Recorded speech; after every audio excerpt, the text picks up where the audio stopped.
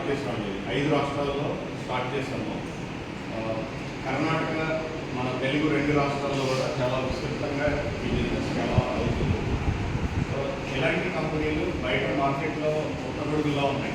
SRM అంటే so ఇదే ఎందుకు చేయాలి అనేది ఈరోజు మనం డిస్కస్ చేద్దాం. ఫస్ట్ మనం ఇచ్చే మెడిసిన్, మనం ఇచ్చే టెక్నాలజీ గురించి మీకు నేను చెప్పాలనుకుంటున్నాను. మనం ఇచ్చే టెక్నాలజీ ఎవరికి ఐడియా ఉందండి?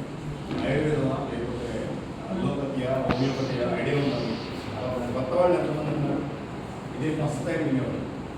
అంటే ఆల్మోస్ట్ 60% ఉన్నారు. మీరు బయట ఈ మెడిసిన్ తీసుకునేటప్పుడు ఏదో ఎవరికన్నా ఇచ్చేటప్పుడు ఫస్ట్ వచ్చే క్వశ్చన్ ఏంటంటే, ఏదన్నా అయితే నువ్వు గ్యారెంటీ ఇస్తావా? ఏదైనా నీకు పని